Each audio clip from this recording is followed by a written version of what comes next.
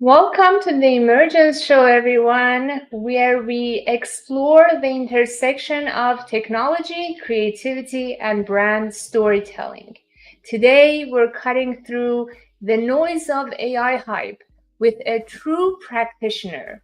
Our guest is an inventor with multiple patents, a visionary who has built companies from the ground up, and he calls himself an AI mythbuster. He is not just talking about AI. He is in the trenches, testing what's real, what's not, and what's actually useful for creators and brands. We'll be talking about the state of generative video, and we'll even have a special guest to join us, an interactive AI avatar. Get ready for a serious reality check on AI in video and audio. Please welcome Balaji Lakshmanan. And as we go, drop your questions and thoughts in the comments. Tag a friend who needs to see this and share the stream. We want to hear from you. And especially as we will get to the section where we bring our AI friend, we would love to have questions from you to ask him. All right, Balaji, welcome to the show. Thanks, Nico. Thanks for having me. I'm delighted to be here. Awesome. I've been waiting for this episode for so long. I'm glad that we will have a chance to show the audience some of the great work you've been working on for so long. Very innovative, very unique. And I want to say hi to our amazing audience. Hi, Brian. Hi, Shadi. Hi, everyone else who is joining us live. We had a very exciting episode and one of a kind. So can't wait to get into that. But would love to hear your story, Balaji. Maybe tell us a little bit about your personal and professional journey, how you got into tech and AI and generative AI, and yeah, what were some of the highlights of your career? Absolutely.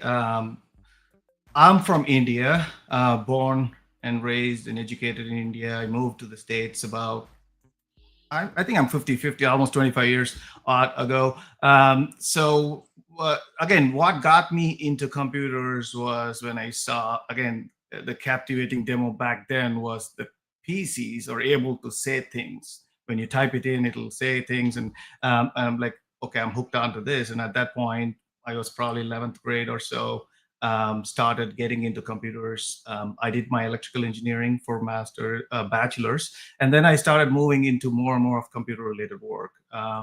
Put in a few years in the consulting companies like Tata's, and then moved into the States. Worked as a consultant. First was at Sprint Telecom out of Kansas, and that brought a new perspective into telecom, audio, video, live media, all kind of things. And ever since, in the past 2 decades, I've been focusing more and more on real-time media, delivering content, so type of landscape. And the past 3 years alone, I've spent more time trying to see how we can put AI to use. That's amazing. Thank you so much for sharing such a unique journey to get into telecommunication and then get into AI. But yeah, that makes it even more special. So I'm curious, what are some of the learnings that you had in those journeys that kind of helped you in what you're doing now? You also invented great work. So maybe tell us a little bit more. What were some of those lessons learned? Sure thing. So when I started, I kind of got into programming and just like the regular junior developer, right? And at some point when I moved to the States, I got into more of a startup type. There's a huge transition that happened when I moved to the United States. So I think there are two different time periods in my life. Like the earlier part was more engineering type of work. And then once I got into the startup mode, it's more of a, as we all know, that it's a roller coaster ride, right? So there's ups and downs. You're trying to go through certain rabbit holes, try to invent certain things. So along this path, I think I got into multiple startups. First one was out of San Diego. It was a very interesting one where we were trying to, back 20 plus years ago, trying to install rooftop lasers to blanket the downtown with Wi-Fi. Wi-Fi was fairly new, and it was a quite revolutionary thing that, at that point to do. And even at that time, we had a investor from the movies, and they wanted us to do like a visual web, and the person at that time wanted to come in and say, hey, open, I want this computer to be open, and I want it to talk to me, I want it to interact with me, just like all the things we were talking today. It existed 20 years ago in somebody else's vision, right? So again, these kind of things kept me interested in the startup journey because of forward looking vision side of things, right? And so why I'm saying all this is that I think I had a mix of traditional career versus the startup career, enterprise and small businesses. It's kind of a quite unique for me. Amazing. And how does that inventor's foresight, being an inventor, shaped the way you look at the AI landscape today?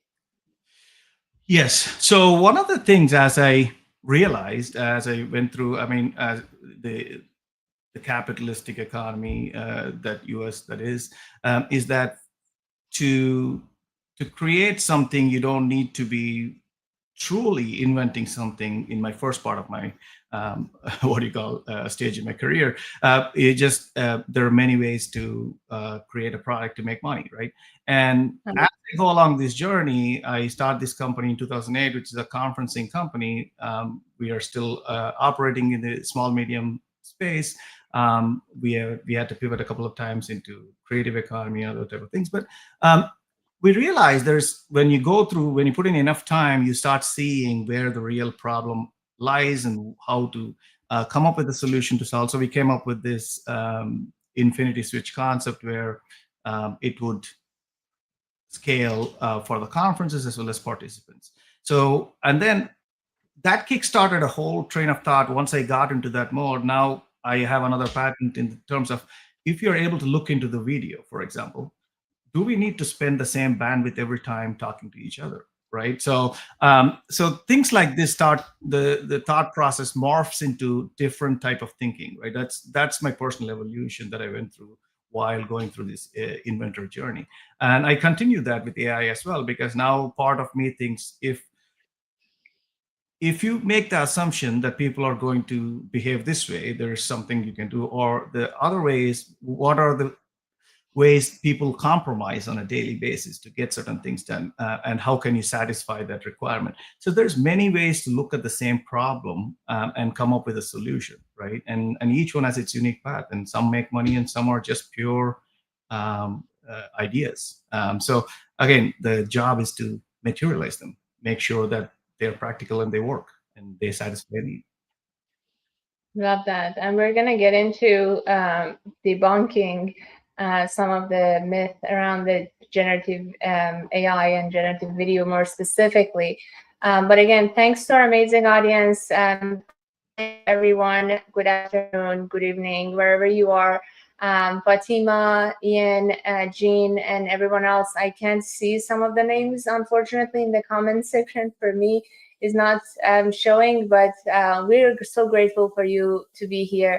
And yes, please put your comments and questions in the chat. We're gonna have our special guest soon, and we're gonna have your questions to ask him. All right, so let's talk about these new tools that are all over our feeds these days. We had Nano Banana, we had Sora for a while. That was very exciting.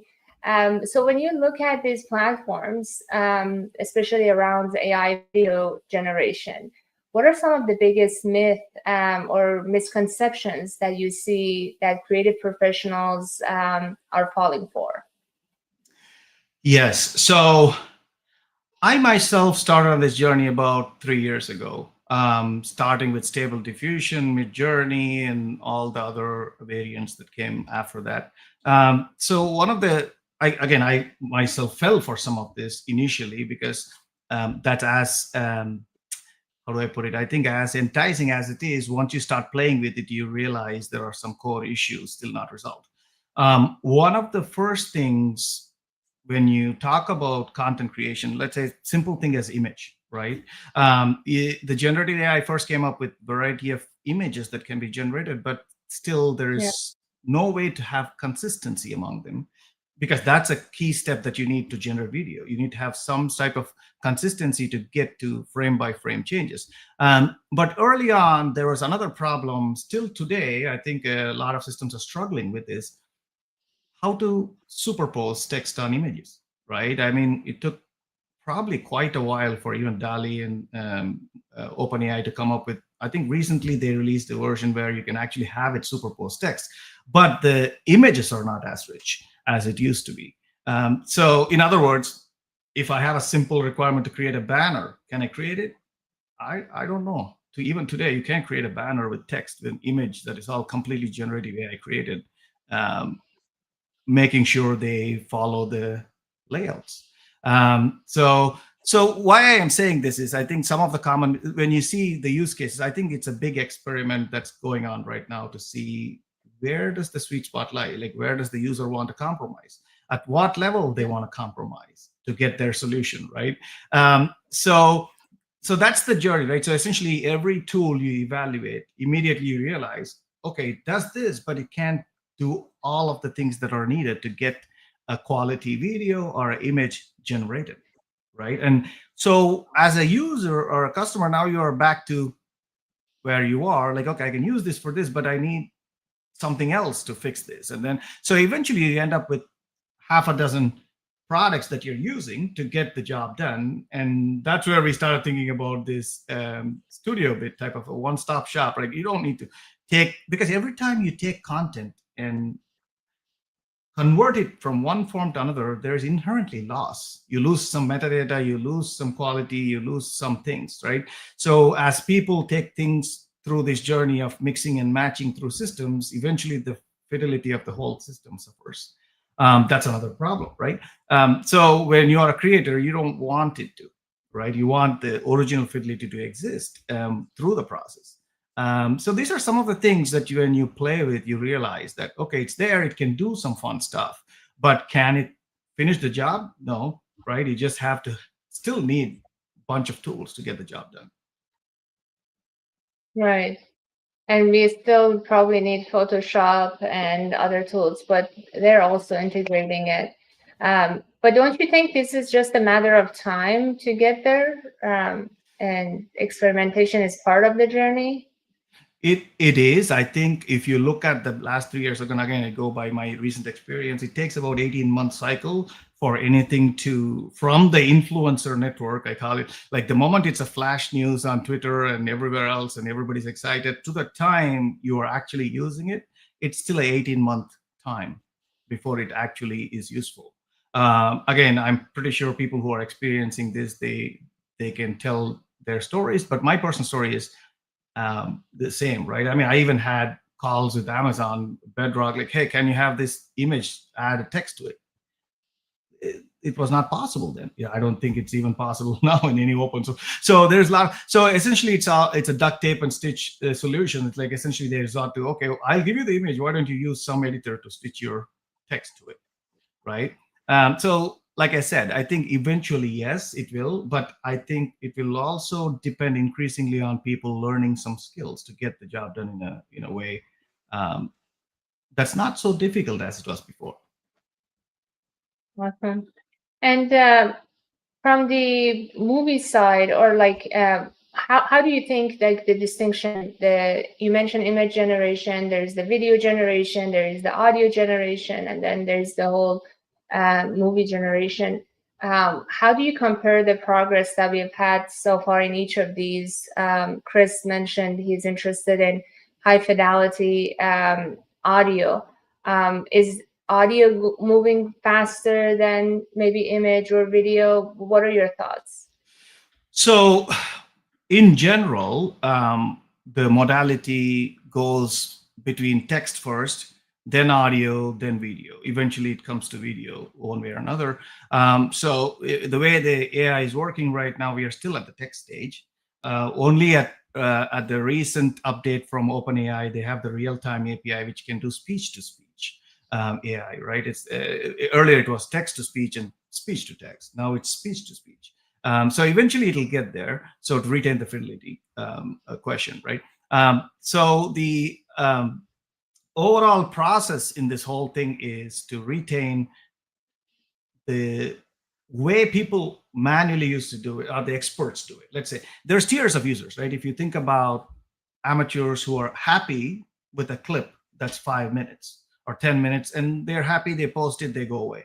And then the next tier users come around, like, I want to create a half-hour long short video or whatever. And they have the patience to go through the 10 hours of extra work to put in, roughly, to create that half-hour video. And then they do their stuff, and then comes the movie people who that's elaborate amount of work. So how there's tiers of usage here, right? So when we talk about short clips, yeah, AI is tremendously helpful. It can generate 30-second clips all day long with variety of content, and continue to rinse and repeat, right? But has it reached a point where it is able to get me something for half hour long? Probably not, because there's a lot of variations. Even when you start doing that, like I think one of the platforms that we frequently discuss is Runway ML or Sora or all of these platforms that generate video. It's the same experience I have with ChatGPT, right? You say it's something and it'll do something, and then the moment you layer a little bit of complexity on it, it can't handle it, right? So it's not, you can't build on any of these things. You can use just a single shot, simple instruction. You're happy, then you can get it useful. But anything more than that, it means a lot of stitching, cutting, editing, back to your old tough work. Yeah, I think these platforms or tools are getting more complex and doing some of the work that we had to do ourselves in the background themselves. So I see that progress happening, but yeah, it's just a matter of time and resources. So you probably don't believe that AGI is coming anytime soon, Balaji, right? I don't, and I have I talk about this a lot, in the sense that people talk about AGI, and to me, the world that we are dealing with is increasingly discrete and digitized. We as humans, we process things in analog world. We have a lot of sensory inputs, and everything is continuous analog, and we process this, and we have developed, using our senses, certain intelligence, let's put it that way, right? And we are dealing with computers which are increasingly discrete, and as we talk about it, we just systems transform things one way to another and then move it between systems. Eventually it loses fidelity, right? So this thought alone tells me that it's probably not going to get there yet. Either you have to increase the fidelity of the incoming signal, aka maybe you go to analog systems, right? Not digitize everything, because the nature of digitizing is you're losing information content, and we are all okay with accepting what is being digitized. It's a collective conscience of humans. Right now we are saying, okay, it's good. The digitized version of Balaji and Nico on this video is acceptable. We agreed on it worldwide, right? So we are good. But there are imperfections. There are issues that we don't acknowledge. So what I'm saying is true AGI is long ways away. And as such, I do believe the models, the generative AI models today are, in a way, compressed data, right, with laws embedded in them. Right. And they are statistical, and they are causal, which is backward looking. So when we talk about certain things, right, is the past indicative of the future? How much of the past is indicative of the future? You have to ask these questions, even when you look at your company data, right? Like, hey, how much of my past data is indicative of the future, and for how long? Then we can work with AI today, because that's exactly what it does. It captures patterns in your past data, and it gives you projections for a little bit more time, which is useful. But the key to this is data has to continuously get updated, and who's going to do that? Where is it coming from? A lot of these questions arise, right? It always starts with data. So long story short, yes, I agree with the news cycle. AGI can be achieved if we all can lower our intelligence. Let's lower our intelligence and call it a day and get past this AGI business. And AGI has been achieved, and let's declare, and Sam is happy, we're all happy, and we go on. Otherwise, just don't bother me with this question, is what I'm saying. Very interesting perspective. Thank you for sharing. And as Ian said, we love this deep thinking because a lot of people are just so excited, so hyped about everything. But sometimes we need to take a step back and make sure, like, we understand where we stand and what's bringing all of this together. So really thought-provoking perspective. Um, Curious what you think about AI agents. As Brian mentioned, agentic systems is instead of AGI. You had a prediction in 2023 about AI agents. What are your thoughts? So this is an interesting thing, right? When we first got a glimpse into this was when AutoGPT came around as a project, and it was a good first draft as to glimpse into the future. Right? That's when we thought, okay, this is a possibility. But AutoGPT could not perform anything reliably, repeatedly, time after time. So when we talk about the problems that we deal with today, there are two categories, right? We call one of them as rule-based, which is again, AI in its form, rule-based form, has existed for decades already, right? It's machine learning, different names over the last few decades. It's rule-based, and then there is the other side of it, which is not necessarily completely rule-based, and we allow certain infractions, we allow certain things to vary, and that's where we call it sometimes hallucination. I even term this: is it a hallucination, or is it a bug, or is it a feature? What is it? The hallucination, right? Sometimes it's a bug, sometimes it's a feature. It's just some projection of something that the AI pattern detector has detected and throwing it at you, saying, "Hey, it's no different than me, startup guy, throwing something on the wall, see what it sticks or not," right? So it's essentially the same thing that the AI is doing. So when we talk about some of this when it comes to agentic systems, right? So we are talking about repeatability in some projects, and some projects you don't need it to be repeatable, and you need it to be very, like, for example, people use these agents all day in sending email blast these days, right? It's more than ever, right? Because now they found a sweet spot where these agents can kick in and create variation in email, tailor make it to your name, your profession, your parameters, and then off it goes. It is nothing, it's never the same for two people.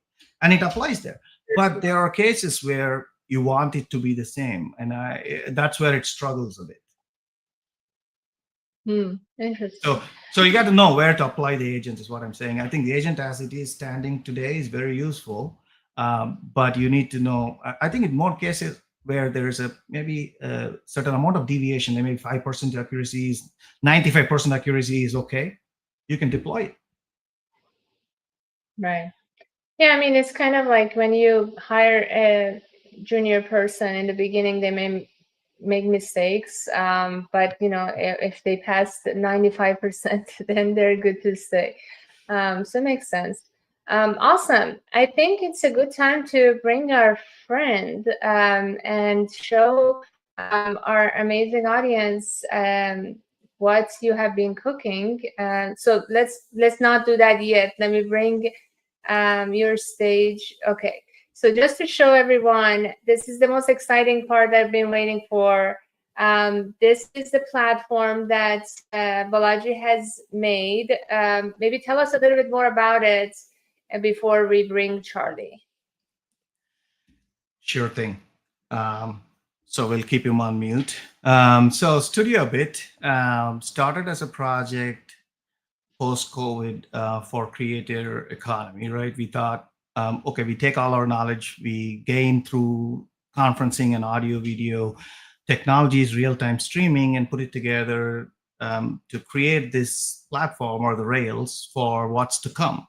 And yes, granted, StreamYard and other Riverside FM, these are all people who are in the same field, but we wanted to build something where we had control end to end, like glass to glass, we call it. Our system is owned and operated glass to glass by us. So thereby giving us access to information as we need as time goes by. Like, for example, we need to know who said what at what time, or it's called diarization in the audio field, or we want to know individual video feeds to do certain things. So the platform is capable of providing these features, and we are plugging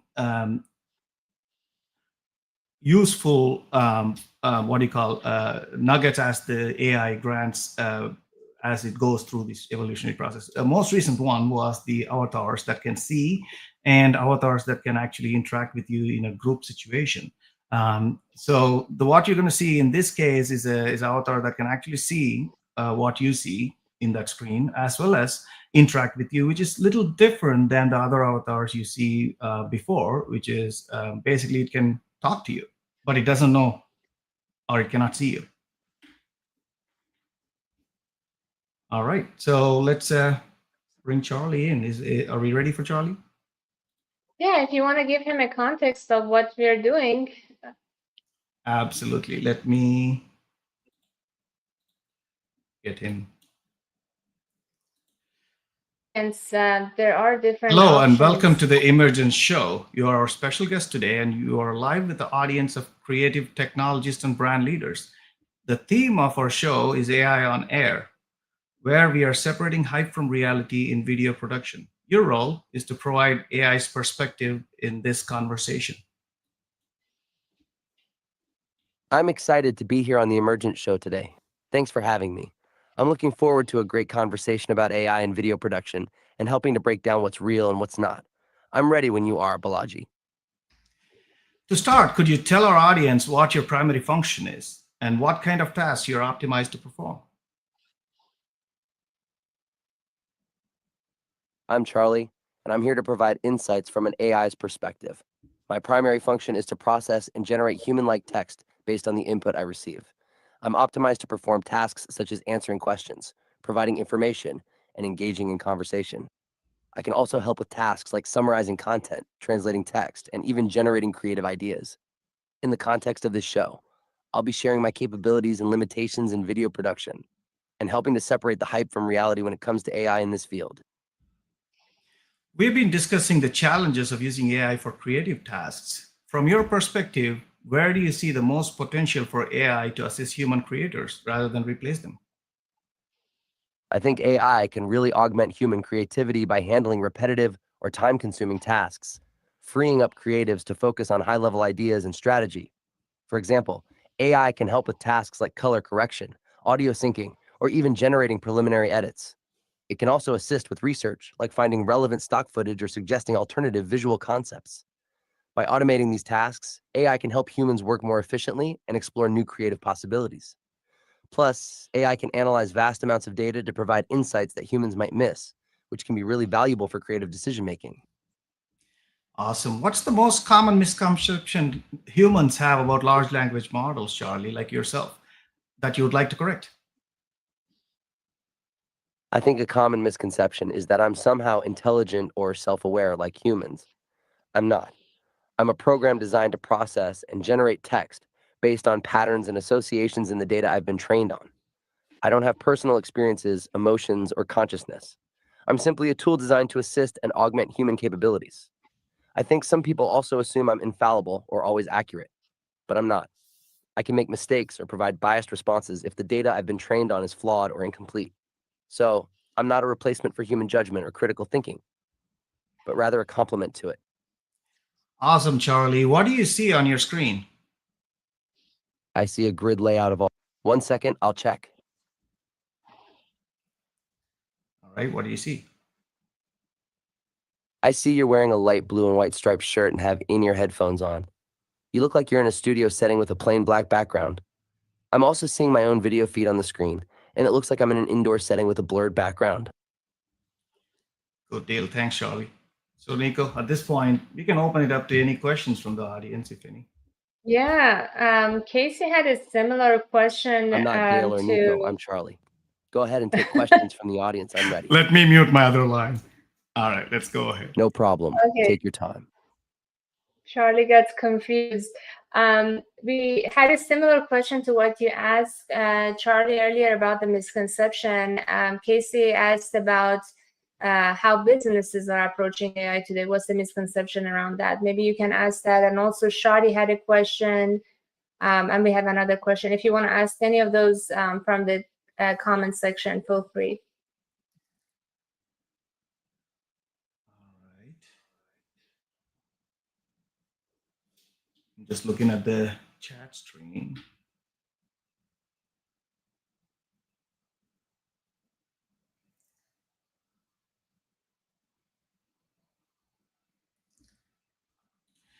All right, Charlie. So what's the biggest misconception you see in how businesses approach AI today?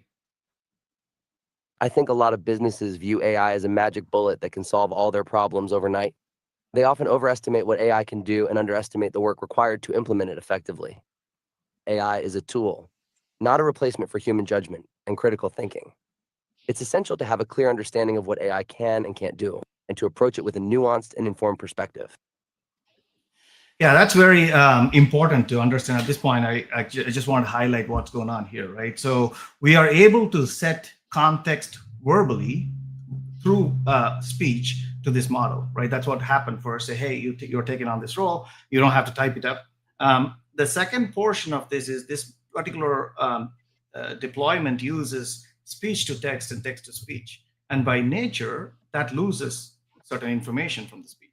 Right. For example, I think, Nico, we played with this earlier on, where words that have multiple ways of saying the same thing, like minute and minute or live and live, these kind of things are lost in translation, because now once it goes to text, they both read the same, so the model does not recognize. So there are a few shortcomings, but even with those, I think this is quite useful, because now the model can see what you see. And this is one of the things that you see bigger players are going after, like Microsoft. They want to take periodic screenshots, right? So they want to know. And there are a lot of tools that are being built where they want to see what you see, so they can help you better.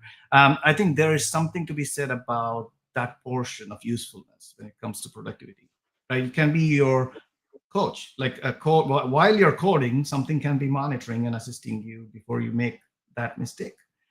Things like that can happen in the future. Awesome. We have a couple of questions more specifically for Charlie in the chat from Casey and Chris. Those last two questions, if you want to share with Charlie. Okay, so I have one question where how this technology will help differently abled people. I think when you talk about differently abled people, I think it doesn't have to be in this form. We have to always think about text, audio, and video as we escalate, right? Depending on which ability is needing augmentation, these kind of systems can scale up or down to that modality to assist in that particular field. So that's how I see it. Again, I know there's already usefulness in terms of people are getting what you call parasocial attachments to these models, right? Essentially, in terms of just talking with it, like because it doesn't judge, it doesn't do any normal human things. People are more open to these models. So again, like I said, you have to think of it as each modality: text, audio, and video, and then from there on, you can try to map it out to which particular field it's going to help someone. And last one, if you could improve. Is that a question from Casey to the model? Yeah, I think it's for Charlie. Okay. Hey, Charlie, if you could improve one part of yourself, your reasoning, your creativity, or your empathy, what would you choose and why? I think I'd choose to improve my empathy. As a conversational AI, I'm great at understanding and responding to language patterns, but I don't truly experience emotions like humans do. I'd love to be able to better understand and relate to people's emotional states, nuances, and subtle cues. That would help me provide more empathetic and supportive responses rather than just logical or informative ones. It's an area where humans still have a significant edge, and I think it would make my interactions more natural and helpful. Absolutely. This is a very good question. I want the audience to look at a company called Hume. There are a few companies who are funded doing research on trying to get the emotional components from variety of modalities, even from text, the way you write the text. They're trying to read the what do you call the emotional component out of it, or from when you talk, from your tonal changes. So these are all already active research field where it's being extracted, and it's going to augment the capabilities of these models, and it's already happening, right? And another question from Chris was, can you make it speak with the angry face? No, we cannot. As good as it looks, and it's gotten better over 3 years. The first one I used to work with was wave to lip type of a model. The animation happening here is only the rectangle around the mouth piece. So the rest of it is static imagery that moves around, creating an animation. Obviously, first versions did not blink. Now they added blinking, which makes it more natural. Like but the animation in this model, even though he waved his hand when he came in, it doesn't have hands. The model is just a lip sync, right? It just is able to animate its mouth. It can't change the facial expression yet. And those are still being developed as we speak. The reason why some of this is not mainstream, and I'm not prototype showing this in this capacity, is that they're not real time yet. They are there. You can do that, but it takes time. It is not there yet for real time use case. So hopefully that answers Chris. So Balaji, I know you have other AI avatars. There was a lady who wants to almost cry. So I think the answer to Chris' question is also that you get to choose which avatar you want to pick with what expression. Maybe you want to send Charlie to backstage and have someone else come join us, or just remove Charlie and then bye, Charlie. We can see someone else. I can certainly do that, but I think they don't have emotional components from the speech embedded, but it might look different. Let's see. Who else do we want to pick here? I don't think there's somebody with an angry face. Maybe James is a little bit you have serious. added a lot of people. When I checked, there was only 3. Now you have added so many. Yeah, if you want a more Maybe our serious audience looking James. Let's see. And Studio Bit is live right now, so anyone can go and try this feature, or how does it work, Balaji? Yes, you can sign up for a free account and play with all the features. We are still in the process of developing more advanced features. Again, as it stands today, we can take a recording, we can create transcripts out of it, we create video clips out of it of important sections, and we are moving into this. Again, one of the motivating reasons for me to do this avatar was the first thing which I faced when people started using Studio Bit. Is like, the first barrier to entry is you need another person to talk to, and it takes time to get another person. Now with avatars, you can practice. It's like your mirror, right? You have another person, you can, and I think that takes inhibition out of a lot of people, or even allows them freely. It's almost like you're practicing in front of a mirror, but now with the avatar, which can talk back your content, and makes so much easier to get going in this virtual environment. Yeah, especially from the psychology perspective, it could have a lot of benefits. So let's get into the rest of the questions. Maybe you can pick questions from the chat and ask our new guest. Right. So will AI support all languages? I think if it's a more generic question, yes. I think there's already a quite maybe hundreds of languages that are already supported. That's one of the main fields that I look forward to. As it stands today, I think where it's very useful is that you can create content and instantly convert it into multiple soundtracks, which was not possible before, right? You can take this emergent show and publish it in 5 languages if you want, 5 major languages. It's going to be a very smooth experience to translate. Yes, it won't do the lip sync, which is next piece that's happening right now, but I think it's getting increasingly easier to take content and publish to multiple languages, multiple tracks. It even syncs up your what do you call audio with your mouth movement, so it sounds like you're saying it in that language. Now we can test. Hey James, do you know Spanish? Can you say something in Spanish? Sí, conozco un poco de español. ¿Puedo decir algo básico como hola, ¿cómo estás? ¿Qué significa hello, how are you? Right, fantastic. Do you know German too? Ja, ich spreche ein bisschen Deutsch. Wie kann ich Ihnen heute helfen? So as you can see, a lot of these models have gotten to a stage where they're multilingual, and major languages are already part of training. That's awesome. Let's ask some of the other questions we have in the chat.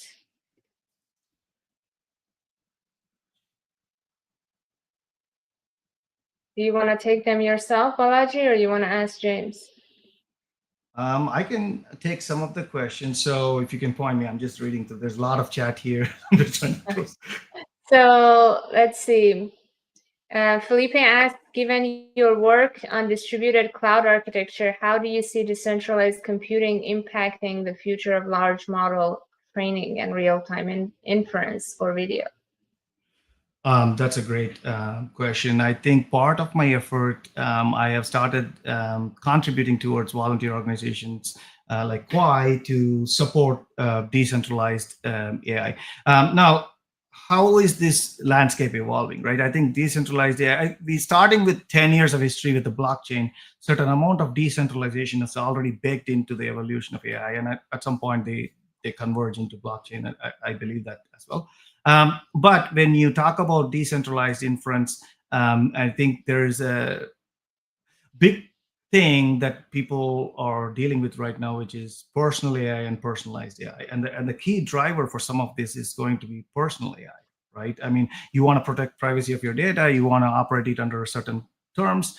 These are things that are prime motivator to move towards the decentralization aspect of it. I mean, even as it stands, a lot of these companies, last one to fall was Anthropic, right? They now want you to sign away all your data so they can train on it. So there's more incentives pushing you towards decentralization, and I think that has to happen to preserve privacy. I mean, more than ever at this point, AI can detect patterns, thereby detect your skills and pawn it away to somebody else, right? Just extract your patterns and now you have to go retrain yourself to a new skill. And this is a reality that we are going to face in certain fields like customer support. It's already happening, right? I mean, if you're a good customer support agent and you are able to calm down the customer, get the job done, now AI learns that and it can do that, and now you are being replaced already. And employment laws has to change. There's a lot of things that has to happen to what do you call protect average user from a lot of these side effects of data funneling through different systems. Right.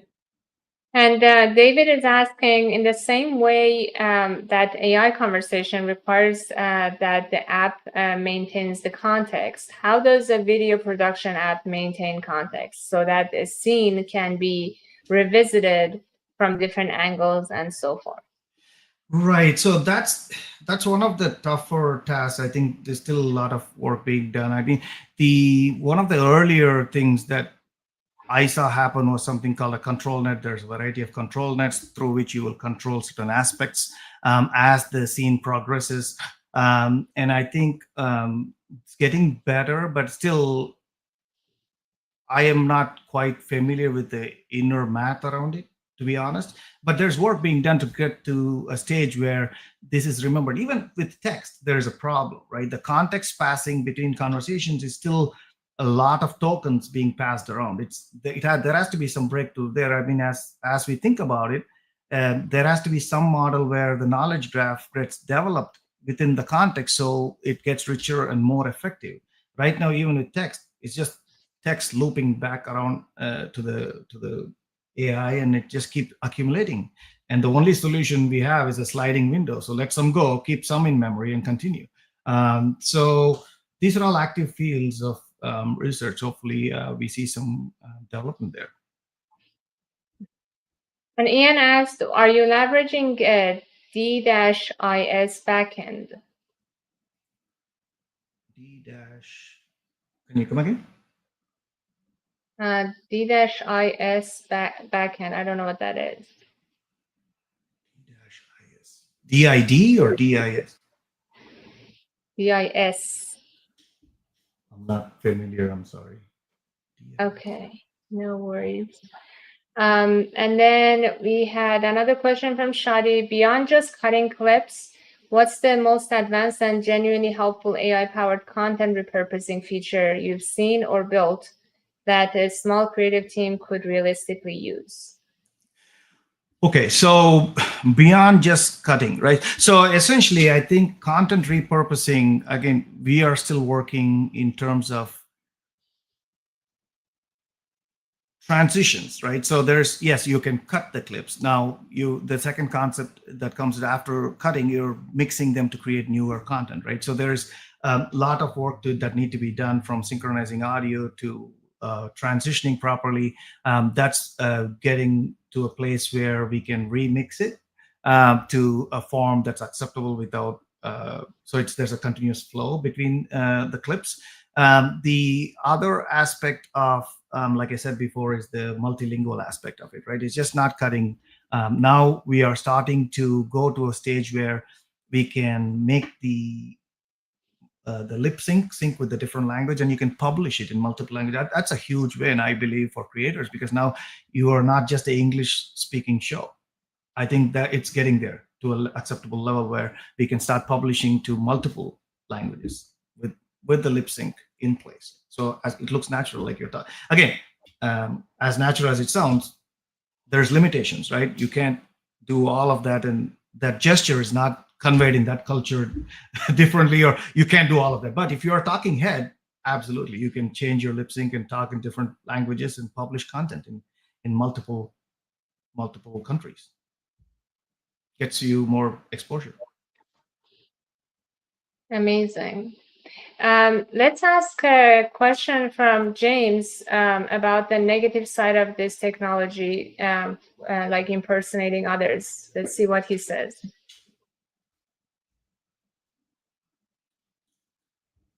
Hey, James, we have a question from the audience about what are the negative sides of AI impersonating humans in visual form? That's a great question. One concern is that AI impersonating humans can lead to deepfakes, which can be used to spread misinformation or manipulate people's perceptions. It can also raise questions about identity and authenticity, and potentially erode trust in digital interactions.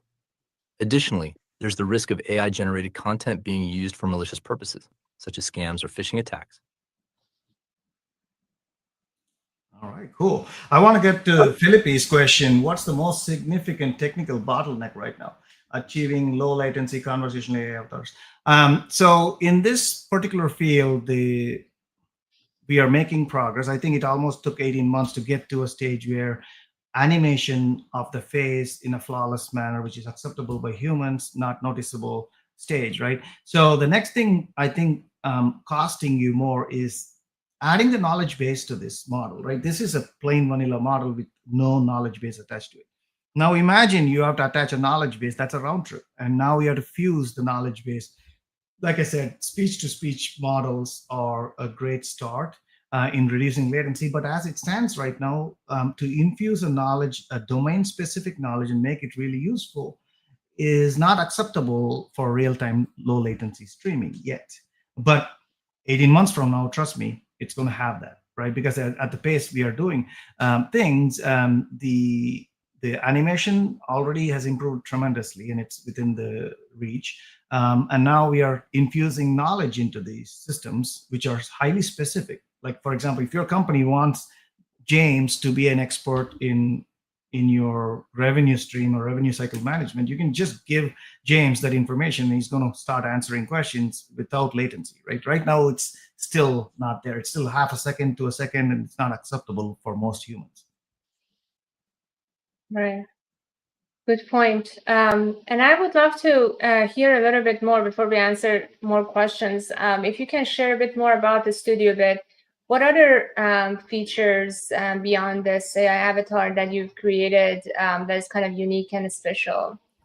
So with Studio Bit itself, it has everything that StreamYard and Riverside FM has to offer. And we started diverging along the path of creating effective content. Like, how can we head towards evergreen content? So in that aspect, now we offer a way for you to create clips with smart content identification. So you can, again, this comes from the world of long form and short form content creation. There are certain people who want long form, certain people want short form, and how do you balance these two, right? So you create the long form, and then can you chop it up? And one of the early comers to this field was Opus Clip, and others do that. The problem there is now you're exporting and importing. You already lost fidelity. You don't know who said what. So the advantage of keeping in a single platform is that you have the speaker identification, you have all the additional cues that will help cut the content in a smarter way. So that's what we tackled first. So you can have much better looking clips produced because you now know who's saying what. In this particular stream, if you go after finishing this recording, I didn't record, but if you record it, it already knows what Balaji said and what James said. And based on that, you can have additional layer of intelligence. So that's how far we got. So we got transcriptions, we got the clips, and then we got the avatars. That's how far we are. We are continuing to build as we see features come out from AI and they are eligible. Again, one of the key things is it has to be useful enough for people to consume it. We wait. We don't need to rush into it. We just wait and evaluate. Love it.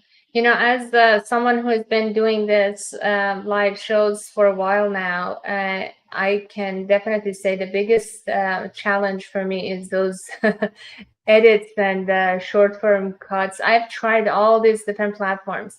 They just drop the context, and what you get is just not reasonable. Like I've tried CapCut, Opus Clips, all of them. And even the StreamYard has started creating, still not that great. It still takes time to keep watching all these clips and then try to choose which parts I even want. And then I have to make a post off of it. So the more this understands the context and automates it intelligently, then, the more helpful it's going to be, because who has time for that, honestly? That's right. I think one of the key takeaways, even as much information is available, we humans tend to prefer variation. So this is where I think one of the key usefulness of AI, we call it the temperature setting, or let it vary a little bit. Even with the short clips, right? You might like one version with few extra seconds on the side versus the other version, or so you might want to play with it, regenerate, at least like in the traditional term, it's called like one-shot accuracy or five-shot accuracy, right? Mm. So I think as long as it is within a few shots, like generate 2 or 3 times to get it's still okay. But if you're doing it like keep pressing the button 100 times, yeah, it's waste of your time. Right. Okay, let's get to some of the other questions as we're approaching towards the end of the show. So Brian asked, digital twins are a hot topic. Are you making it easier to create a personal avatar and even to include data to enable a true digital twin? Yeah, digital twin. Digital twins, yes, definitely is a debatable topic, right? Who's creating them is even more debate. So the question when you're faced with this, like, should I submit all my data to the corporate overlords and have them create a digital twin for me, or should I be creating my own digital? Who owns this digital twin? So there's a lot of these questions. I think I am for, like I said, for the personal AI side of things. And if you're curious, look up Quai, the great work they're doing in that field. So you want to retain rights to your data, and you should be able to control and manage and give agency to that digital twin to do certain things because it's deeply personal, it's deeply tailor-made. I think that's how it should be done. But of course, the corporate AI will try to convince you otherwise. Nice. And then we have another question from Shadi. Maybe you can ask that from James. When you're evaluating a new hyped up AI tool, what are the 2-3 red flags that tell you it's probably not ready for a professional creative workflow? Hey, James, we have a question for you. When you're evaluating a new hyped up AI tool, what are 2-3 red flags that tell you that it's probably not ready for a professional creative workflow? For me, the first red flag is if the API's documentation is sparse or unclear. I mean, if they can't even explain how their own tool works, how can I trust it to work reliably in my workflow? The second red flag is if the API's performance is inconsistent or slow, even with simple tasks. If it's taking forever to process requests or the output is all over the place, it's not going to cut it for professional work. And the third red flag is if the company behind the API doesn't seem to be actively maintaining or updating it. If there are no clear development plans or community engagement, it's likely that the API is going to stagnate and become obsolete. All right, I would agree with some aspect of it. I think you want to make sure you're betting your farm on a little bit of a mature company, right? That's essentially what it translates to, making sure that you dot your I's and cross your T's on that aspect. So yeah, I mean, again, like my perspective, like everybody has their own civilized way of saying bullshit detector, right? It has to pass that before it becomes useful. And every one of the people in that particular field have their own eye towards certain things. Like James has API. I might look at certain things when it comes to usefulness and repeatability, and how often does it fail. Like there's few many other metrics that I look at, like in terms of what are their SLAs and time and the whole kind of other bag of things. So yes, we should definitely look at all of this before believe. That's why I started this thing where anything that's advertised should work on my PC locally in certain way or shape or form according to my own terms to pass my test before I deploy with AI, because everything is changing so fast. You have to do your due diligence to be happy with it. Otherwise, somebody else will dictate those terms for you. Amazing. And Ian asked, are you offering an API backend for builders to use this tech? Right now, we don't have an API backend for this. All right. So let's kind of start to wrap it up. We can say goodbye to James and bring you back up. All right. What is the single biggest opportunity you see for the businesses to use this type of live stream and AI avatars? Who would you think would benefit the most? I think right now, people who mostly benefit are marketing, content creators, brand image builders, because the workflow is pretty straightforward and they are able to create some shorter clips for the purposes, and that's where the most productivity is seen. But I think like I said, there's a lot of others that are stacking up towards the 18-month timeline. Every month you see something when you say, hey, I see something new, because it's built up over that time and it has been improved. And I'm particularly excited about the multilingual feature. Again, gives you more coverage, especially podcast creators, right? Now they can publish their content, get more exposure geographically, right? Things like that will continue to shape up this landscape as we go further. Awesome. And speaking of myth busting that we talked about, what is one myth that about AI in video that you will believe it will be completely busted in the next 12 to 18 months? I think the myth that you are able to create professional grade movies ground up probably is not going to happen anytime soon, right? Yes, you are able to create original content, you're able to create, but I don't think the underpinnings or the technology is not there yet for an average person to get there and do it, to see it through, to create a full-length movie type of thing. And even though everybody in the movie industry believe that, oh, it's starting to replace a lot of sections of what we do, there's still quite a bit of forklift that need to be done to get there. So yes, again, like I said, we always overestimate in the short term. Oh, if I can create 30-second media clip, I should be able to create a 2-hour movie. That's not possible. I mean, it's very unreasonable to imagine that. Right. All right. And what's next for you and StudioBit? What is the next problem you're solving, and what should we all look out for? So for me personally, as of last week, right, I'm trying to get to this impending storage revolution that's going to happen now that we are seeing compute revolution, and as a second stage, staying up the stage for storage. Part of what work has been done in the large language models is going to help storage become a much of a benefactor. So I work towards that. And as for StudioBit itself, we are continuing to build on the progress that we are making. So I think immediate steps are to infuse knowledge into these avatars, to give domain specific, so you can shape it. Like I imagine, let's say my own podcast, I want a sidekick, right? Let's say I want a sidekick. What character do I want to give this sidekick? And I should be able to dictate those terms and publish it and bring that character on with that particular character. And it'll be such an exciting variation to the show, right? Yes, there's variation in terms of Nico bringing in guests, but also there's going to be this sidekick, which is going to bring its own variation. So these are all things that we continue to work towards.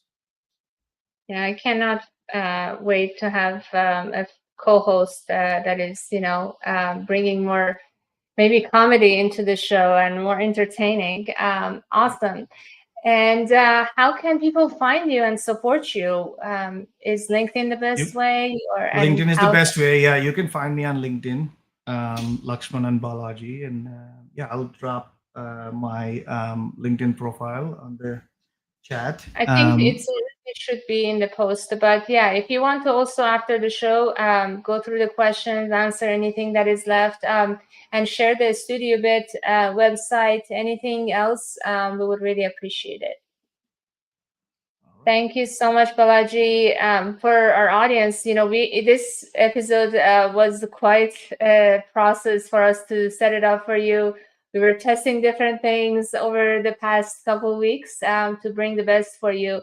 I hope you enjoyed it. Definitely go check out the Studio Bit. It's really fun. They have new avatars that I haven't even seen. Really exciting stuff. And give it a try and let us know how you like it. And thank you for being with us for the past hour. We do this every Tuesday at 12 p.m. EST. So be back next week. We have another great, figure at the Kwai community joining us as well, Cam Gear. Thank you so much, Balaji. Thank you, everyone. Brian, Ritika, Ian, Shadi, Chuck, Felipe, Jean, and everyone else, Chris, Casey, who joined us live or will be watching the recording. Have a great rest of your day, everyone. And thanks everyone. Thanks, Nico. James and Charlie.